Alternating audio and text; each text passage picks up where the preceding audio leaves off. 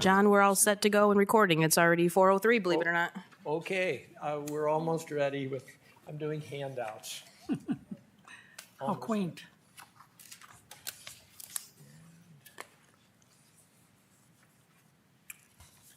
Here's Was the, us. yes.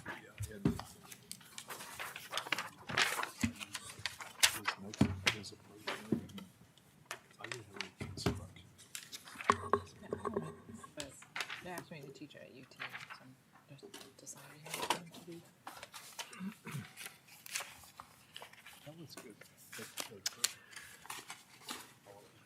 Welcome, everyone. I'd like to call this meeting to order, and if we could have a roll call, starting with Jeff. Jeff Howe is here. John Sampson here, Will Roddy Bush here. Heidi Rieger? and Christina Tracy is not able to come. Approval of our minutes from the last meeting. They look good. I didn't see anything that needed corrected. I'd make a motion that we approve them. I'll second. Okay, all in favor? Aye. Say aye. Okay, it's unanimous, thank you. Next meeting, I had some discussions with Heather about this.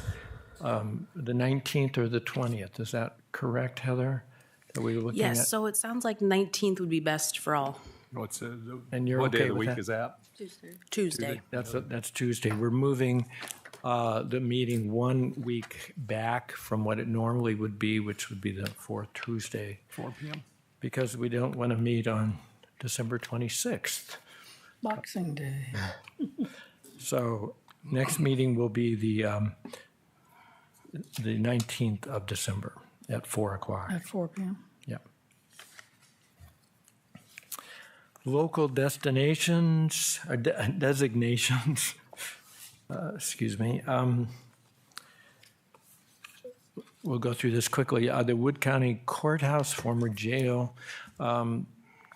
We had a meeting with Jeff and Heather and myself on November 21st to discuss the possible posting of signs and a local listing plaque. And I think it was a very positive meeting. We're full speed ahead on that. We'll be talking a little bit more about that later. Letter B, former South Main School, and I'm adding to that the former Bowling Green Hospital in Worcester. Was there any update on the? No update on the South Main School. I guess I'll write him again, maybe using our new composition as an excuse. Is that the third attempt? Or That's the third attempt, if you include the successful first one, yeah. Okay. And the hope is we can help encourage him to preserve that school and turn it into some other venue in the future. The old hospital is owned by Anissa Miller. I don't have any new information on that. Strategic goals will, unless somebody wants to bring those up today, I think we can table that for another meeting. We did a fairly thorough review of them a couple meetings ago. So. Right. And then I had one other item under this local designations. The former Women's Club at 124 North Prospect. I sent a message to Robert Maurer suggesting the removal of the deteriorated siding from that building. No response. So it may be appropriate for a phone call in the future.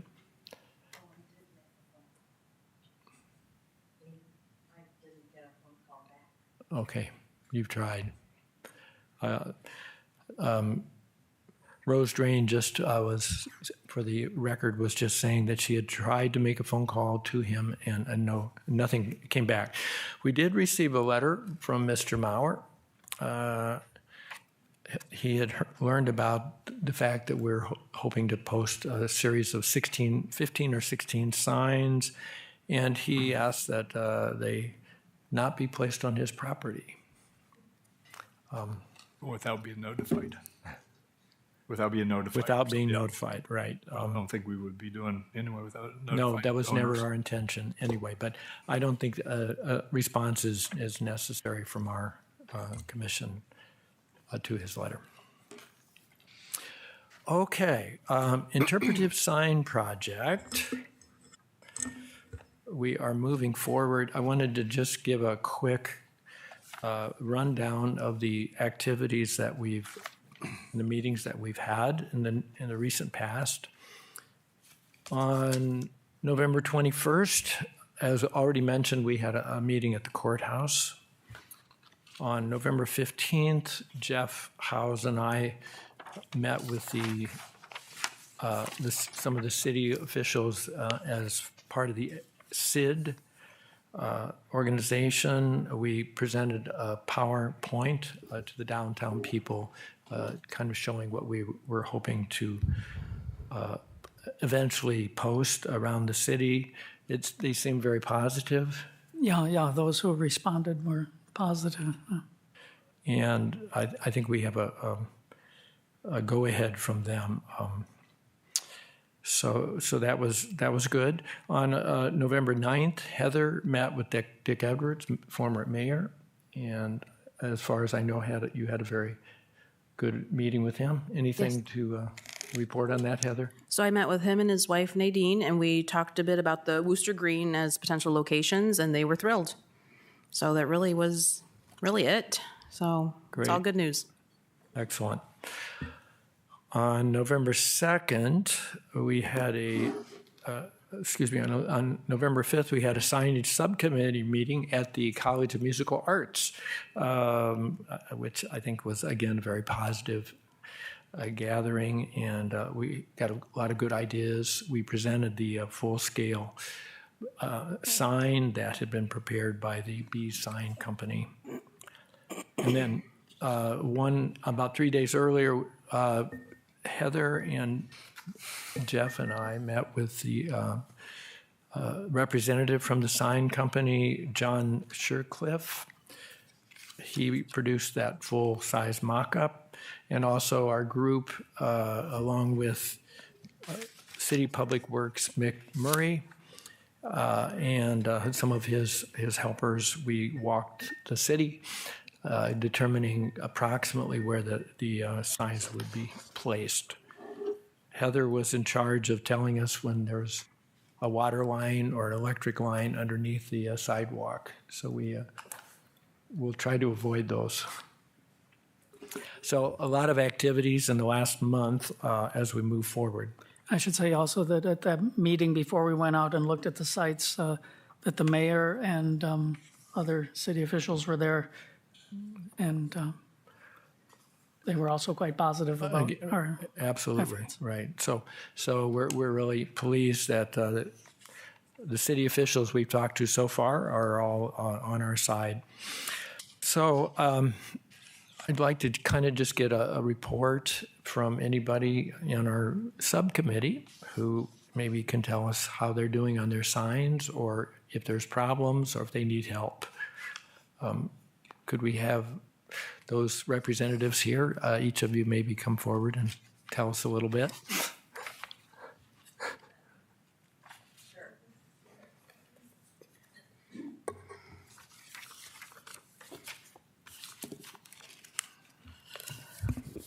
So, I am in charge of the sign that is going to describe and hopefully have pictures of Trinity United Methodist Church and the Old Women's Club and Marriage Mill activity. So I have not been able, nor has Holly from the Wood County History Museum. We've not been able to come up with a photo of the Old Women's Club building. And I contacted Arlene Kilpatrick again today. But she had said she'd look and let me know by the end of October. So I don't know that she's going to be able to come up with one either. Is that something, I mean, we can take a recent photo of the building. It just isn't looking as historic as maybe we would like. Right. So there's a probably decent quality picture that is available from the Center for Archival Collections, but it's a recent photo. Does it still have the sign in front of it? No. Okay. Well, I don't remember the sign. There used to be a sign on the front lawn. Yeah, there did. I don't know. I think I took a photo of that photo. I'll have to take a look, but I don't remember a sign. I just remember the plain front of the building. And then Holly, neither did Holly have a photo of like a justice of the peace in Wood County performing a marriage ceremony. She suggested I contact the Ohio History Connections to see if they might by chance have one. Mr. Nearing was the justice of the peace who performed the most shotgun weddings. So I guess I will try there to see if I can find a photo of him. Nancy Lenhart might be willing to have us take a photo of the inside of her house where the Judge Nearing, that was his house. That was his house. So, and it's very picturesque. We'd have to outline the shadow of Judge Nearing and the happy couple or something, the ghost shadows, but, or just ask people to imagine. But that could be a possible photo. Yeah. And then there's no lack of photos in regard to the Trinity United Methodist Church. In their history book celebrating the 100 years of the church, they had a photo of the original building, and Heather uploaded to the sharing site the cornerstone from when that original brick building was built. So I think that's pretty well covered. And I just reread my 2 articles regarding the marriage mill and Trinity. So, and I've got probably 3 pages of notes on the Old Women's Club. So I haven't added that to the site yet, but I'll try to do it by December 1st at midnight. I guess that's our goal, right? You have any questions for me? I think I saw a picture on the Ohio Memory site of an even earlier church. Was there a wooden church first, or the United I Methodist? think there may have been. Yeah. I don't remember. Send it to you. I downloaded, or I got the link. Okay. I think that the photo that I have seen of our house that was taken probably from the courthouse tower when after the courthouse had been built, I think the postcard dated from maybe 1901, showed that Court Street was narrow and that it was tree lined. So I just thought, We miss that. yeah, okay. Thank you, Rose, for Thanks your so much. Yeah. research on that. We really appreciate it. Before you leave, we have volunteered you Oh, God. and Dick Martin for a 16th sign. I'm hoping you're still willing and able to do that. Maybe we can delay a few days past December 1st? That was our goal. Well, right? John Shercliffe did ask for us to send them as we get them finished, Right. so we don't need to have a whole pile of them on December 1st anyway. I don't think he would even appreciate that if we did it that way. So, Well, how about if we let me get my first one done, and then I'll see how I feel? Okay. Okay. Okay, so by December 1st, I can let you, by December 2nd, I think I can reasonably let you know whether I'm ready to work with Dick or not. I think he's a pretty good partner. Oh, yes, I'm sure he is. It's just, yeah, it's okay. Great. All right, Thank thanks. you.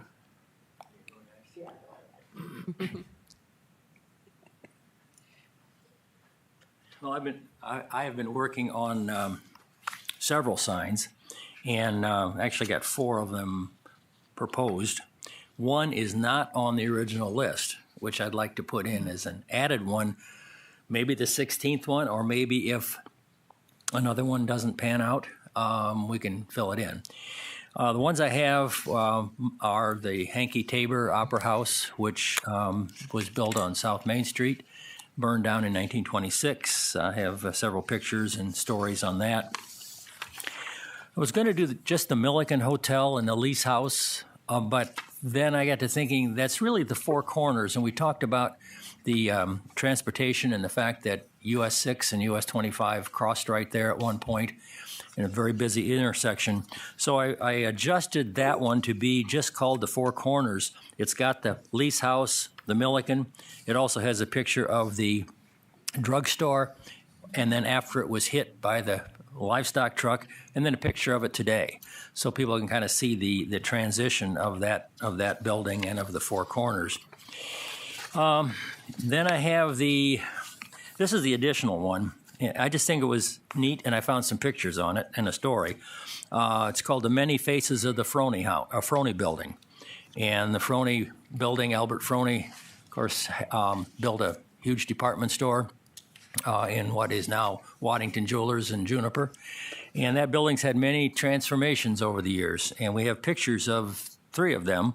The original Frony building, the building when it was LaSalle's, but it was also Ullman's and some others. And then the Frony building today. And, to look at it today, you would not begin to realize that what it looked like back prior to 1946. So that's a possibility. I'm thinking if we had a sign for the Hankey Tabor, way down, the Frony building, the 4 corners, and then Jan is going to be working on this half, you could have a kind of continuation there. So that's just an idea. Throw it out if you're interested. Then I also did, you wanted me to do the Prospect and Worcester, and I did the Methodist churches, which is on the northwest corner. 2 churches were there, have pictures of them and stories, and was able to get some help from the history books from the Methodist Church. And then the Russell House and the Ross Hotel, which is on the other corner, and have some good pictures of that, along with the story of how those operated. Still working on one more sign, and that one is of the Armory and the former funeral home that stood next to it. I've been trying to get information on whose house that was. It obviously wasn't Deck and Hanneman's at that point. I think they bought it in 1931. So they've had a long time, but Sanborn maps show it was there in 1893. And I've gone to the courthouse and dug through a lot of stuff in the recorder's office and actually engineer's office and the auditor's office. And it appears to me that it was owned by Albert Thurston, who owned that land. And there's the 1897 historical or biographical book of Wood County lists him. And it talks about that he owned the farm east of Main Street originally, and then he subdivided that into the Thurston subdivision or Thurston plat, and then he built the first house in that plat. So I've got to make the assumption that it probably was Thurston's house, and it does show that he did own that land at that point. So we're still a little fuzzy on that. I'm working with Hanneman's. They're supposed to get back with me as far as information. My guess is what they're going to mostly have is 1931 on, which is not what we're exactly interested in. We're looking farther back. So, and then if you want something on transportation, I'll see. I've tried some of that, just mostly railroads and streetcars, and I haven't found any way to make that really very interesting. But Heather talked to it about the motor, the fact they built trucks here. So maybe we could expand something into that. But so I'm on hold right now to see if you want to use this many faces of the Frony building as a 16th sign, then maybe that'll take place something else. Here, I've sent these to you. Great, thank you. Any questions? I think we should seriously consider your proposals. I think we need to do that as a committee. Right. I don't know that we are prepared to make a decision right now. What do you think, Jeff? No, I think we need to talk it over more. Yeah, talk it over. Like I said, it's just an idea I had and thought, well, maybe we'll throw it, if not now, when we do more signs later. I like the Four Corners idea, and one possibility that we can discuss is putting some of that transportation information there, because it makes sense, as you said. It's called the Four Corners because of the crossing of those two major highways. So Add them to other signs. Is that what? I mean, you're talking about the truck that destroyed the building. That's in the picture there. That's the transportation. We wouldn't show a truck, but we can show the. You can show what the truck did. Right. Yeah. So there's some possibilities there. I was thinking also on Rose's idea of the marriage mill. Jimmy Hoffa was married here, and you could go to the courthouse and get his marriage license and probably put that on the sign. That would be interesting. Maybe with his picture or something, I don't know. But the fact that many, many people did come here. And Rose, did you use any of the information from the Genealogy Society on the marriage mill? Because they have a lot in there. One of the newsletters was devoted to the marriage mill. I used Cat. Yeah. Okay. Well, a lot of what the Genealogy Society had came out of Pat's book, so, okay. I used Cat's book. Okay. And I took Jimmy Hoffa out of the marriage mill article. We discussed taking him out because he's not a savory person. He was not a savory person, and I don't know that we should glorify his memory by mentioning him or his marriage license in our sign. Makes perfect sense. All right. Thank you. Thank you, Dick. So I just want to mention Dick had brought me a lot of information, and I think I emailed you the few articles that were really, really fascinating to me. And I also put them in our SharePoint, and then he gave several hundreds of pictures that I also put in our SharePoint. But there's a lot of tidbits in here that I think are really, really fascinating. And one of them talks about how BGSU, BGSU President Homer Williams had moved his offices from the Ohio National Guard Armory to the high school on South Grove Street, which I don't know why I thought that was interesting. I just thought it did because I had not heard that before. There's just a lot of really cool things in this article that he gave me, and a lot about transportation. Now, this might sound really nerdy, but that's how I am. The first traffic ordinance was approved in Bowling Green in 1915, and it lists a lot of them, and if you look at them, a lot of them still exist today. So I also thought that was interesting in regards to transportation. Who would think back in 1915 we're using a lot of the same laws and enforcing those? And then as far as the Four Corners, it also gives some early traffic counts in 1915. Traffic count, 67 automobiles in 15 minutes at the Four Corners, which again I thought was interesting. And then in 1916, the Universal Machine Company of Bowling Green was the second largest universal joint manufacturer in the United States at almost 175 employees. So I thought that was interesting too, that I did not realize that. And there's a lot of other interesting things, but I thought those are all facts that could go on somebody's sign at some point.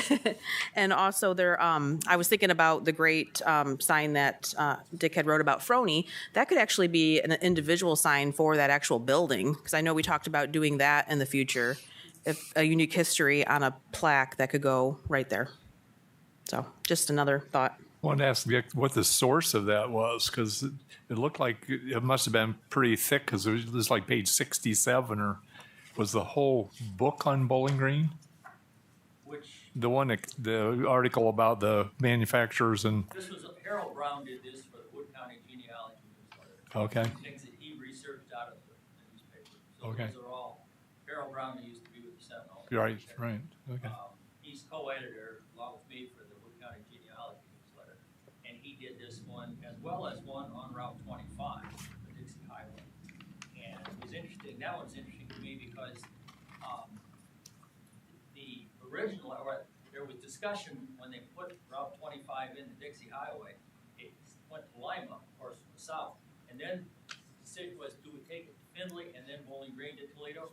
Or do we take it up to Ottawa and Napoleon and then follow the river to Toledo? And if it would have gone that way, we wouldn't have had the benefit of it. But I assume Findlay probably had some impact on that, and the oil would probably help with that. Yeah. So, Dick, where did these several hundred pictures come from? anywhere I found it. So are they in your possession or just No, they're a lot of them are that I picked up through the through the Genealogy Society, through the museum. It just some that I've had personally that I've taken, Yeah. but most of them are things that I found somewhere, That's great. generally on internet or whatever. Okay, thank you for, There's duplicates in there, so I tried to eliminate it. I great. just thought it'd be helpful for looking for some pictures. Excellent. Well, this was quite the drop down fight, it looked like, too, back in 1915 for these roads, because there was, hundreds of thousands of dollars that communities were trying to vie to get the Dixie Highway to them. So, I mean, it definitely looked like a lot of people came together to try to divert it elsewhere. So, the forefathers really did a great job of really trying to keep it focused. And it was interesting, too, to read the dollars and cents of what these roads cost, and that communities had a choice. So Perrysburg, was it Perrysburg to Middleton Pike or 582? They had a choice whether they wanted to do, I had not heard of this. What was the two different types of roads you could do? Shoot, it was interesting, and now I can't find it. I've not heard of it before. Corduroy? Macaron? Yes. So as a community, you could have a portion of your road, 5 miles of it of a different material than the adjacent community. So I don't know. I thought it was fascinating information. Gasoline was probably more expensive there at 25 cents a gallon. They did, yeah, right? They Probably talked like about a that. day's work. There was a part too about how we're kind of still talking about the same issues now that they had back then. Who repairs these roads? It was split 50-50 between residents and the community, and that became really dicey. And I just thought it was interesting. A lot of the same issues we're still, grappling with so many years later. Maybe, Heather, you could write this one. It'd be hard to really hone it down to one sign. That's great. Jan Knapp, and I think that's going to be the challenge for all of us, is to condense all this into a sign, because once you get into it, and I'm learning from the historians here on how to do research. So thanks to Dick, he's been sending me a lot of things, and I just today was able to finally sit down and access the SharePoint, so there's a lot of information there. So I blocked out the day on Friday to work on my section of Main Street. So it's coming for sure. Thank you, Jan. How are you doing on yours, Jeff? I've got almost all the photos I need, and those come along with some information. I'll just need to dip into some more sources to get additional information. It's indicated on our spreadsheet here that the school sign is complete. It's almost complete. There's a couple of changes I need to make. I didn't mention that the high school, then junior high, then administration building was also a junior high. That's not on my, and I also want to mention the school that was there where the police building is, and that sort of thing. But I found good pictures for the Southwest Block and for the churches. And what's the other one I'm doing? For The one I need to do most work on yet is the one for this building. Yeah. Great. And I'm doing the downtown Bowling Green, the early history, also the number 12, the courthouse, which, by the way, Heather discovered that we could apply for a grant to have a marker for our Historic Preservation Committee, HPC, that designated that as one of our listed properties. So we may or may not want to also put that designation on the sign. We haven't decided that yet. When we discussed it with the people at the county, they were very open to the idea of having two signs, and maybe one of them down by the street for the sign in our project, and the other one closer to the building, maybe over by the main entrance. That is the new main entrance, not the old one. Yeah. And we were actually very surprised, happily surprised, that they were willing to let us put a sign on their property. So we discussed some possibilities of exactly where that would go.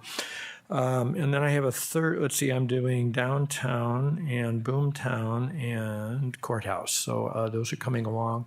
I put the Boomtown in our SharePoint, which is, I think, pretty well finished. Although I keep finding things that might change. And I don't know, should we pull things off of there when we make a change? Heather, how would it be useful if we post something and then decide we need to add more material? Well, I think the bigger issue is what you want to send to the sign company. As long as, you give the word, you want me to send it, or are you going to send it right to him and copy me? I think it's whatever you send to John, really, as your final John version. Shercliffe. Yes. Yeah.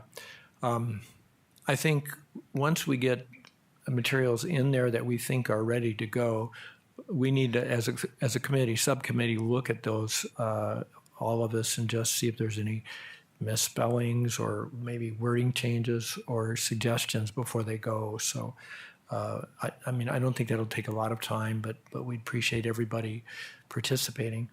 Do we have any signs that are ready to go right now?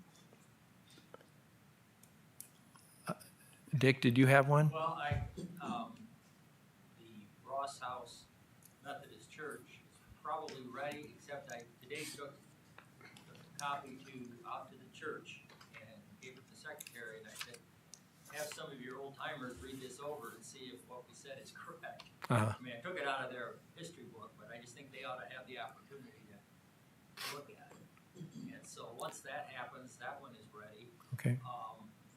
The four corners, I guess I'd like to proofread it, but I think that was essentially ready, as is the Chittister.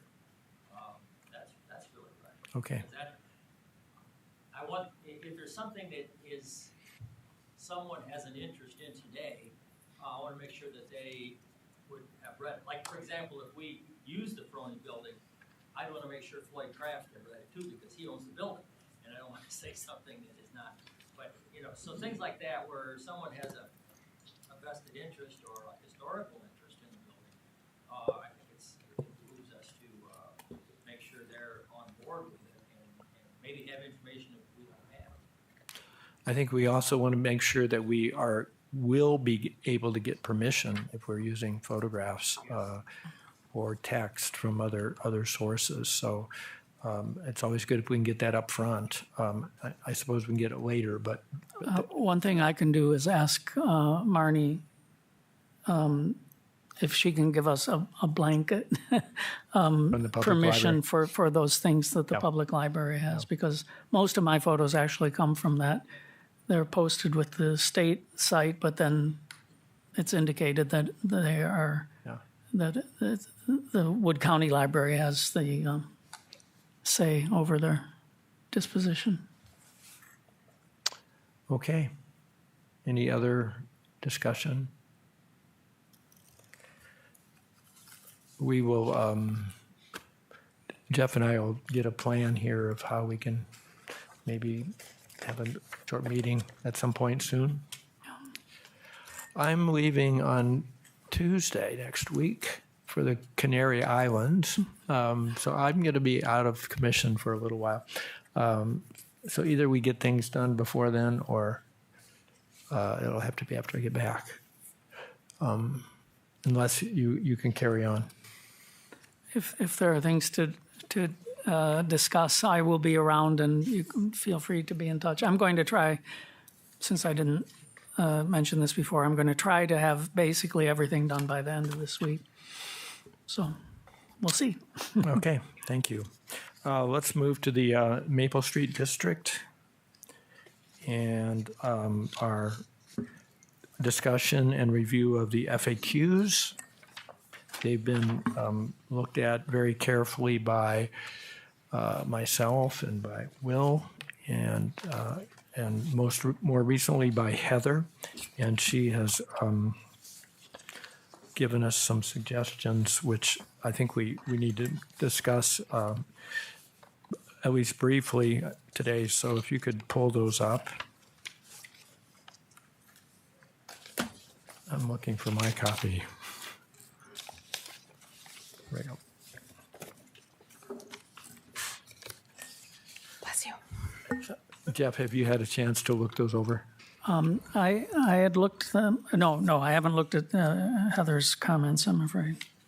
I went through them. I thought they looked really good. I like I take it you did the cross throughs on some of the words, on some of the questions. Probably, yes. Let's say, for example, like number 8, it says my commercial and then or multi-unit structure versus. Oh, yeah, I was just Yep. trying to match our zoning code to make sure it was consistent. I went through and I checked all the URL codes to see if they matched the ordinance that were referenced. And I found most of them did. There's some that don't. I've marked them up, and I'm going to give John a copy. And you a copy, and then I'll go through those, because they're very minor.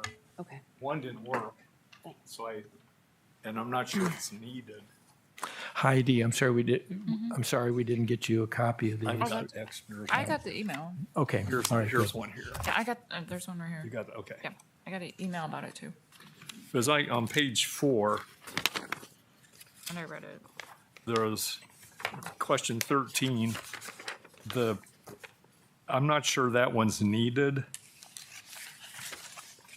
The second one that you have there, it worked for 158.08A.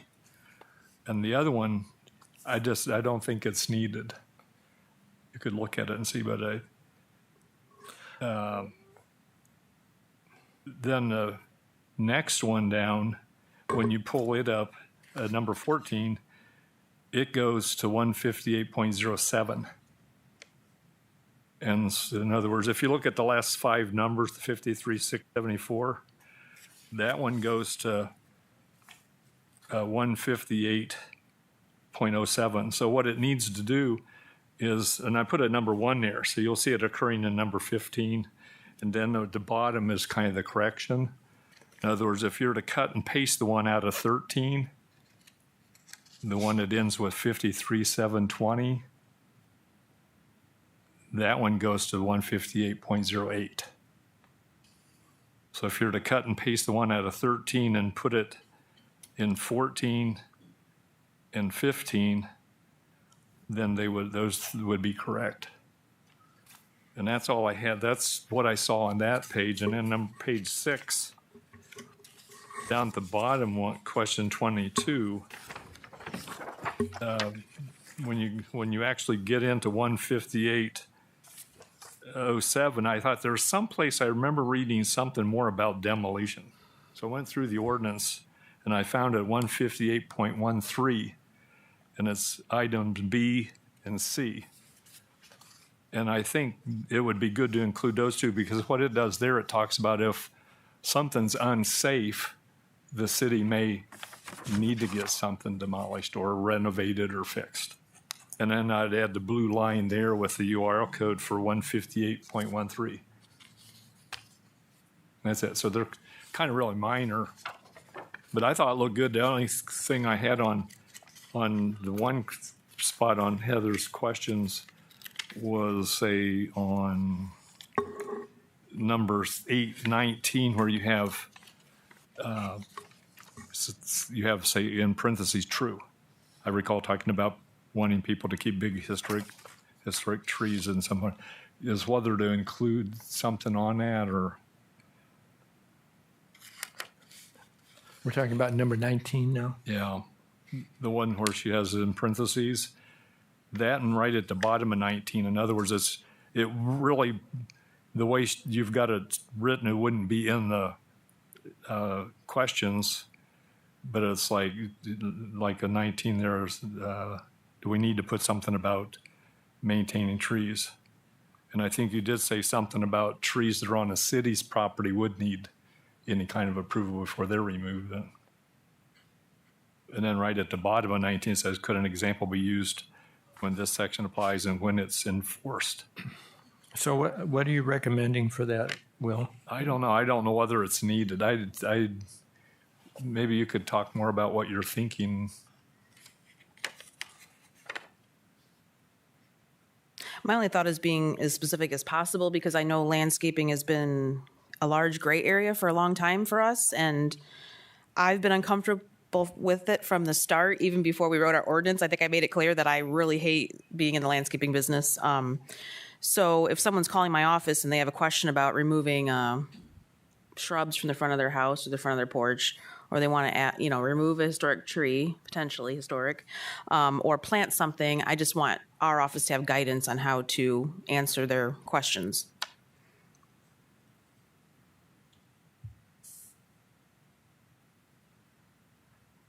I'm not sure. I know when I lived in Gainesville, Florida, they had a tree ordinance. So you had to actually get permits to cut a tree down that was over 6 inches. But we don't have such a thing Only in the right of way you have to. in the right of way. Mm-hmm.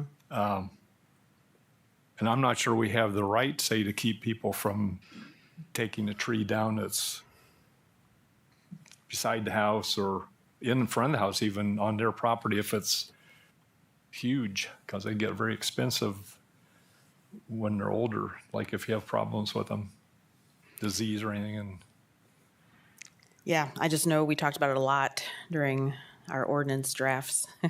And it seemed like some people were concerned that would change the view corridor. That's my recollection of the discussion.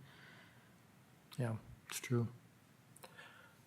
But I don't know that we can't change the ordinance without legally going through it and voting. I think what we would be doing is just offering opinions more than anything else. encouraged the... Yeah. So how would we change it, or should we?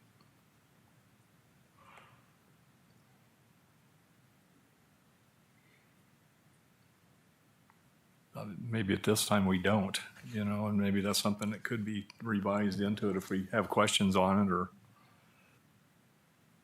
I think I like the sentence there where please note this references probably to leave that sentence in. Maybe take the one out that says true. I recall talking, take that one out. And maybe where the bottom one says could an example be used, maybe something there's just hints or says something about encouraging the maintenance of landscaping.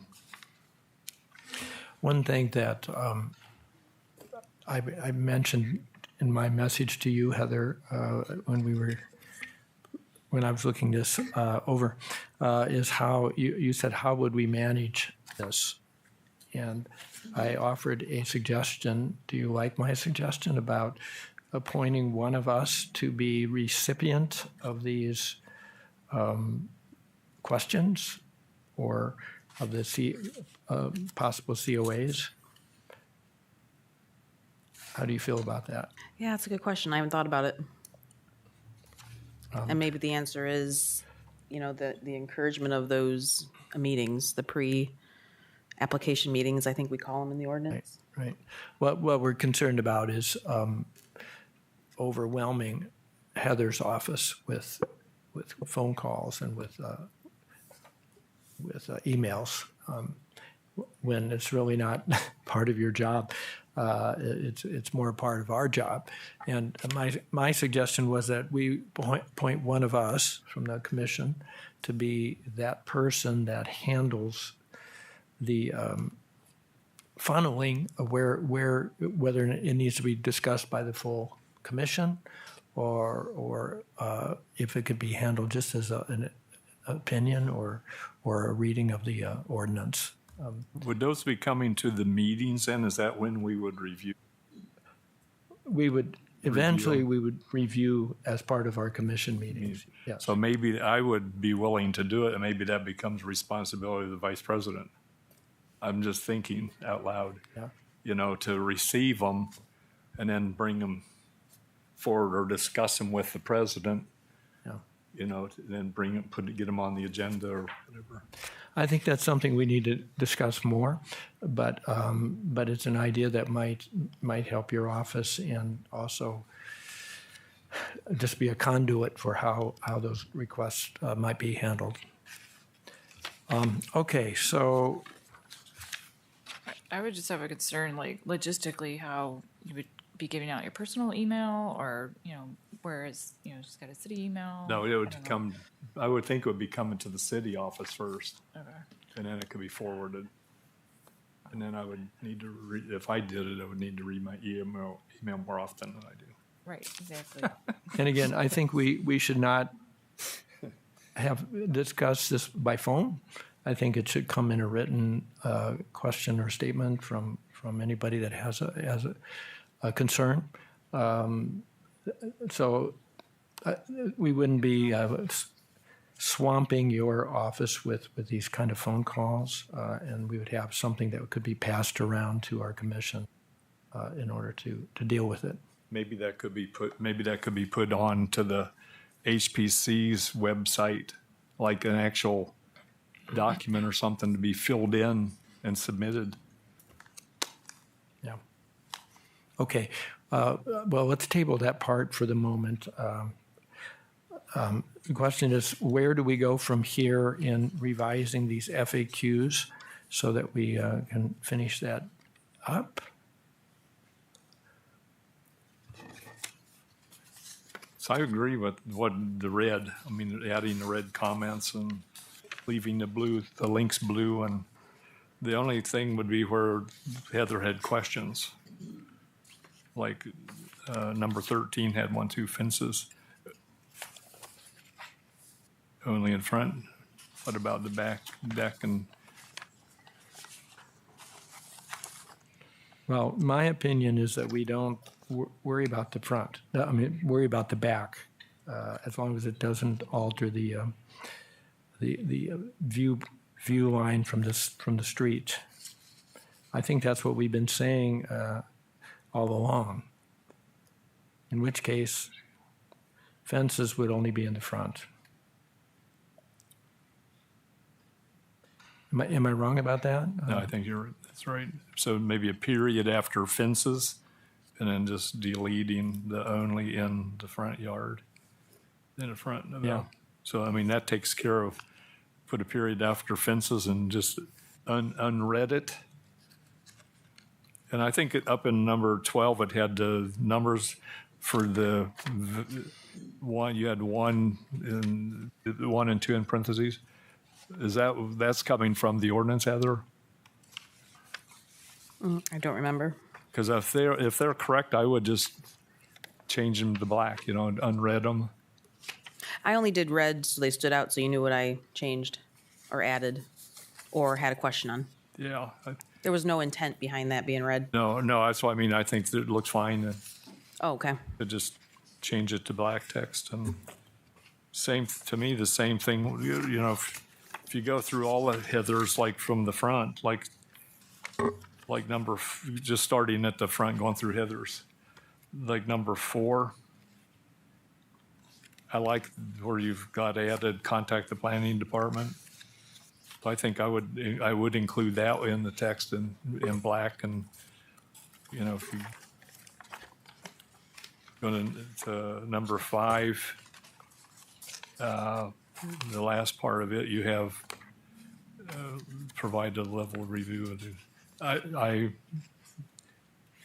agree with that. I mean, I don't know about the other members, but Yeah, no, I think, to me, that one's I think fine. those are all good comments. I think 6 is fine. is fine. I think even the contact there in the parentheses down at the bottom where his local designation, I think that's fine. Page 3, where you've changed the question 8, question 7, the strikeouts, I think that looked fine. Yeah. And same thing for question 8, where you did the strikeouts and added locally. I think that looks good. And I agree with the strikeouts in the text and the answer of 8. That's fine. And in number 10, you had contact in parentheses. I think I would leave that. Looks fine. Number 10. Nothing in 11, 12. So 12 would be just changes those parenthesis numbers to text, to black text. And I think number 13 then, where you have, because it says major changes with a front patio porch and fences, period. Yep, that's fine. And 14 looks, Well- then what, Heather? Well, I mean, we just had the discussion, like, you know, if it's just a fence in the front, so just putting a period after fences doesn't tell you where the fence is. So I think that's what you're trying to clarify, right? By asking whether it only applied to fences that were in the front. So by putting a period there, it doesn't answer that question. Or whether the wording could be like, it's like front patio, front porch, front fences. Or I was trying to look at where to put front back. Putting front in front of fences, right? Putting that word in front. Well, and kind of secondary to that too was, a majority of the town probably already has a fence that's no longer historic. I might be saying that too widely. So second to that, I was thinking, okay, how are we advising people? If you have a split rail, you want to replace a split rail, you have to go get a COA. You know, that's kind of what I was looking a little more advice on the fencing, because it's a pretty common permit that we get. So I think that'd be really helpful to clarify whether your time needs to be spent and the owner's time on replacing a fence that's the same material, or are we, I guess that's kind of the indication of what we want to know. So in your experience, what would you advise? I don't have any experience in historic preservation and COAs. That probably was too frank. I don't know. I mean, I guess I'm kind of looking at Will Moore, if he's familiar. I don't know if you are, Heidi, with the Secretary of Interior standards about fencing. I feel like if it's already been changed, like if somebody already has an asphalt roof, we've said before, you can replace that. So if somebody already has a split rail fence, kind of seems like it'd be the same thing. You can replace it without a COA. But again, I don't want to speak for the commission. That's just kind of the guidance. I think that would be really helpful to our office to know that. Yeah, I can see your point. Yeah, because a lot of people have already altered things in the history of time. Buildings all change over time, and are we asking them to go back when they have to fix a window or fix a fence that's broken? Or are we asking them to go back in time and change that look to it? Right. What is the... No, we're not. Okay. We would allow them to, I think, in my opinion, replace what is there with something that's similar if they're replacing it. What it's just saying that they would be reviewed through a COA, so it could be still reviewed, and then, they would maybe during the COA process, they would have to show like what's the existing fence, and then, if we saw that, we could approve it. Yeah. But it'd be maybe if they get an existing fence and they're wanting to put up a white plastic fence or something that's not close to the others or historic, that maybe we would say no. So I would think you could just leave it the front patio, front porch, and front fences, and let them submit the COA, and we'll be lenient. I mean, and maybe just offer suggestions about alternatives that might be more historic that are cost the same. That's my thoughts. I think too, as we go forward, we're going to adjust this. I think. If it doesn't work and we're making mistakes, then we fix it later. Right now, it seems like that's appropriate. Yeah, I think so. Okay. Is that okay for things? 14 would be just the change there to copy the question, the URL from 13, same for 15. 16, I think all the red text looked fine. Yep. The strikeout on 17 and the red text looks fine.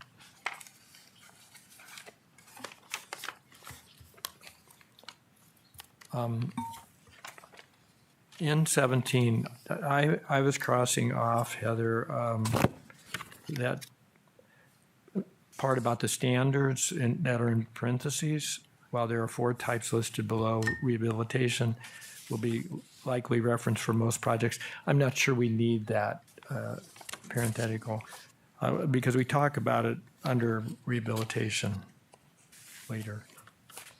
I just found that a little bit awkward unless we would rewrite that a little bit. That's the only problem I had with that.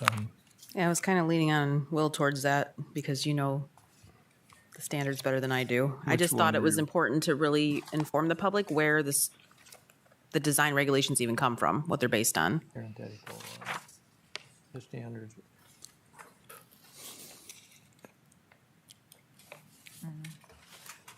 So if we're reading this, it says the Secretary of Interior standards for rehabilitation of historic buildings.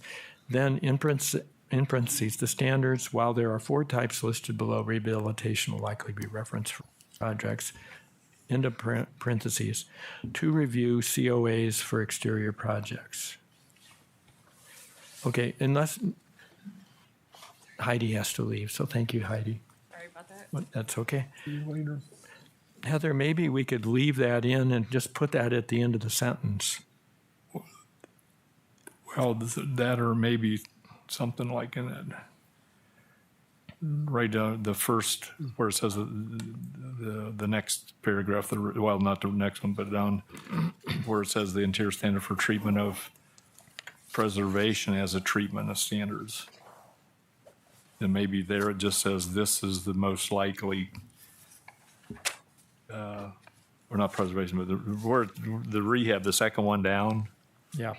that maybe something's is put down there just says while there are 4 types of rehabilitation, most likely going to be the most referenced. Yeah, could be Put it there. right there. Could be there too. Take it out up here. Or you're thinking strike Yep. it out. I think it could still be up there if we just put it at the end of the sentence. Okay, yeah. I'd be Historic buildings to review COAs for exterior projects, and then in parentheses, right. the standard, just to move that parentheses to the end. Just email it to me real Well, quick. just on I can't follow anymore. Sorry. There's too much on information. the top one, Yeah. the top red paragraph, where you have underlined the Secretary of Interior standards, rehabilitation of historic buildings. Take your parentheses and out, cut and paste that right after the word projects, and put the parentheses that in there, and then the period. Okay, we'll send that to you, Heather. Thank you. They'd probably be a lot quicker than me trying to figure it out. Okay. And I didn't know if those links were right, and even if you wanted the rest of those links. The links worked; those all worked, and Okay. they referenced exactly what you said. Okay. Preservation, rehabilitation, restoration, reconstruction. They were exact.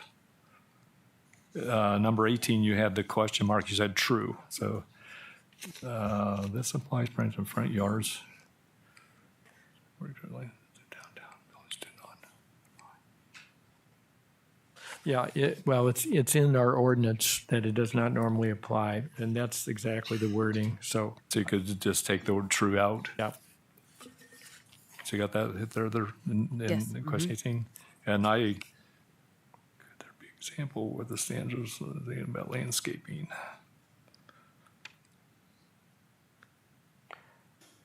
And I don't think the Interior Secretary of Interiors really didn't have examples. I don't think.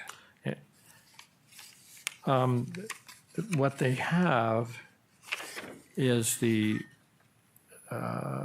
something about shrubs. Landscaping shall be provided and maintained. Such plantings minimally should be decorative shrubs and or small trees set at intervals no wider than 6 feet apart. That was the example they gave. I think for right now, we could just strike the red line out of Out of number 18. 18, yeah. To strike Because that I out, think it's in Heather. 19 anyway there. And I think in the actual ordinance, when we worked on that, I think we worked with Les, I think we tried to word that so it matched the Secretary of Interior's description about Yeah. landscaping. So, Right. so I think for right now, you could take that out on 18. So 19,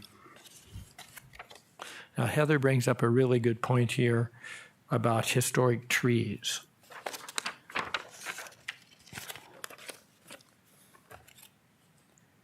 And I don't know what to say about that.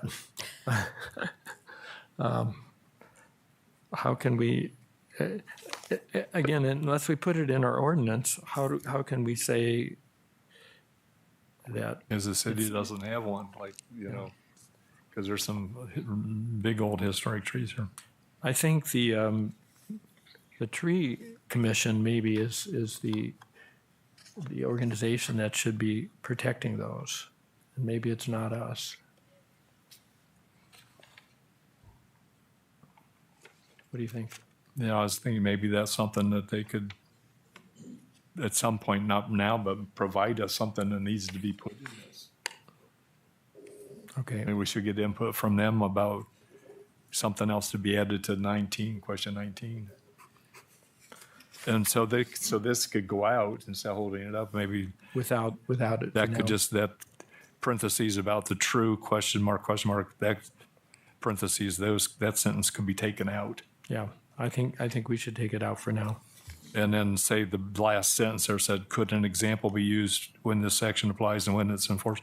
That could probably be taken out also. Yeah.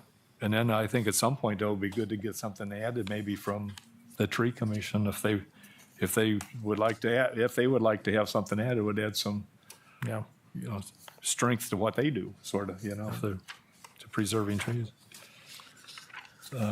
Number 20, you had a question there, says, how is it going to be handled? Better condition. Yeah, and that's what we were just talking about. Who's going to handle it? And we're going to table that for the moment. That discussion. We will figure something out. So let's Just to strike the question, the parentheses out, the Yeah. question out. yeah. So that's on number 20. Yep. Got that, Heather? Okay. 21, I think, does a pool need a COA if it would be in the front yard and interrupt a view quarter? Yes. Would it be good to have it? Now, I don't know what AP&P is. What does that mean? Policy and procedure. Oh, okay. But haven't we already said that it shouldn't alter the front exterior of the feet of the property? We need to say that again?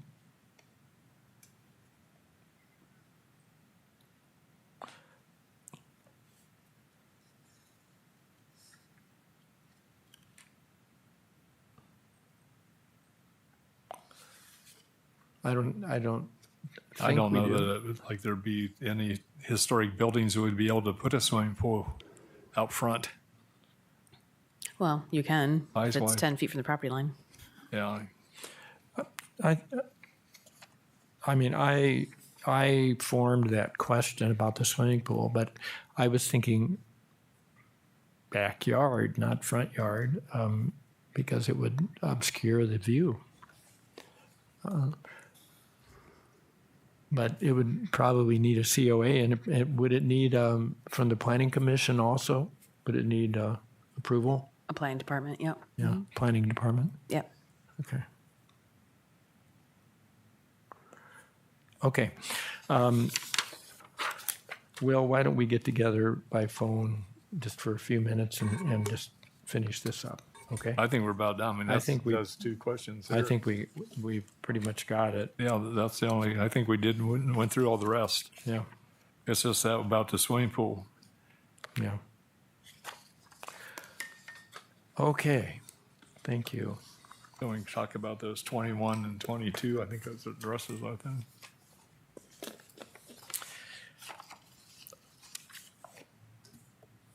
So we'll do one more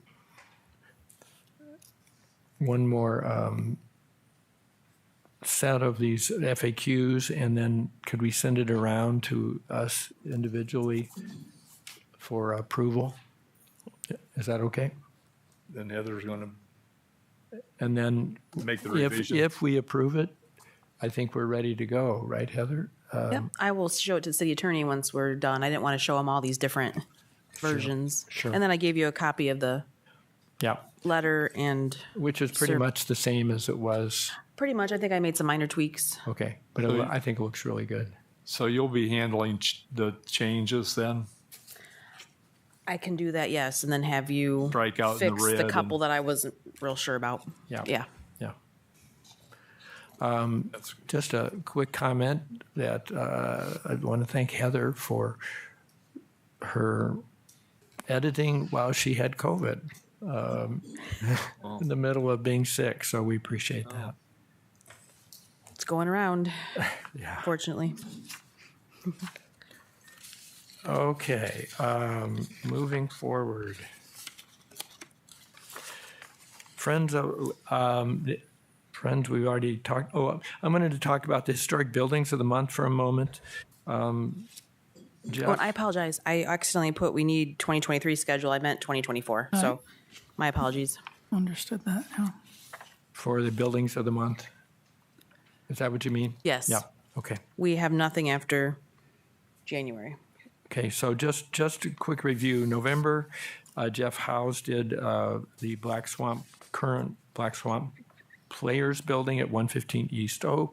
Really nice article on that church and former church, and now the Players Building. And Jeff is just, has it been published, the Masonic? No, we just I got just- that today. I just sent that to Okay. our staff. Masonic Temple at 159 North Main. Jeff has just prepared that. I will be doing the George and Susan Winters house, which was the Canary House on West Worcester. The Winters have drawn up some really nice history about that building that I'll put together. We don't have February, March, or April. We have nothing in 2024. We'll have a lot of signs, though. Why don't I look at your very useful summary of the things that have been discussed and just tentatively assign them to the months and look up who we would need to get in touch with. And then at our December meeting, we can decide who of us might. Or maybe we'll have some of our HBC friends that Yeah, would be willing to take that on. Thank you. Yeah, that'd be great. Feel free to recruit more friends. We will try Right. to. Our friends are, at least tonight, have dwindled. I will put out a call on the Facebook Historic BG site and see if we get more friends that way. Okay, past workshops. Wood County District Library was November 1st on genealogy. November 8th. Shall I read these just for the minutes? Is it good to read them? Vintage Social Media in Wood County on November 8th. Portraits of Older Women of the Great Black Swamp, November 9th. These were all at the Wood County District Public Library. And then at the Wood County Museum, Tea and Talk series, Trailblazing Women in Ohio Politics. That was on October 26th. Did anybody go to that? No, I've heard the similar talk in the Kiwanis Club, but I didn't go to that one. And then a turkey drop fundraiser on November 16th. I listened to that on the radio. It sounds a little dangerous. Turkey drop. Future workshops, events, Wood County District Library, Public Library Genealogy Chats on December 6th, runs monthly, 2 to 3 p.m. Boomtown Non-Walking Tour, February 9th. I don't know about that one. What is that, Heather? So basically, Marnie will do one that's the actual walking tour along West Wooster Street. Well, it's the same thing, except she has slides, basically a slide presentation in the meeting room. I attended that, whatever month this year, and it was good. It was really interesting. Actually, it was very well attended. Great. Is that a new walking tour, or is she relying on the one that was created, about 20 years ago? You any idea? I'm not sure. I just Okay, I'll ask her. pretty much know it highlights the same homes she talks about during the walking tour. Okay. Local History Show and Tell, April 19th. I guess you have to register for that. And then at the Wood County Museum, Tea and Talk Series, Fashion After Dark, December 14th, 2 to 4 p.m. Tickets required. That's all the business that we have. Any further lobby discussion? Heather has closed her mouth. I mean, Rose, sorry. Maybe Heather too. No, I just wanted to, I know we talked about the Ohio Historical Marker Grant Program. The initial thought was courthouse is a perfect spot, courthouse and former jail. But if we have other sites that you think would be important, certainly we could think about that. But it seemed like the courthouse would definitely be a priority. And they were very interested and had talked about it, they said, several years ago. So I feel like that's something we don't want to miss the opportunity because they only award so many per year. And the next deadline is May 1st of 2024. The next deadline, that's when we would there's none before that, correct? There's not for the Ohio Historical Marker Program. Okay. And we And- have 0 in Bowling Green. So it'd be nice to have something in Bowling Green. The closest would be the museum. And then the original site of the first Seventh Adventist Church is right outside the city. I thought that was fascinating, on Dixie Highway. So maybe now you can notice that. Yeah. I think I've seen it before, but I didn't know what it actually was. So I thought that was interesting, but it's not technically in the city. So Is this marker, are we able to apply for multiple or a single marker? So you're basically lucky to get the one. Okay. And they even say if you don't receive one, then consider applying in a year or two. So because it's a competitive program. So I think we should target that for the courthouse for sure. Yeah, I think all in all, that's Yeah. our best bet. Good. Well, we're waiting to hear back from them still from our meeting, so that will be good. I think they'll give us their feedback on our meeting plus that historical marker. Great. Okay, any other business? And no lobby discussion? There's only 3 of us left up here. Do we have a suggestion for adjournment? So moved. Second. All in favor? Aye. Aye. We are adjourned.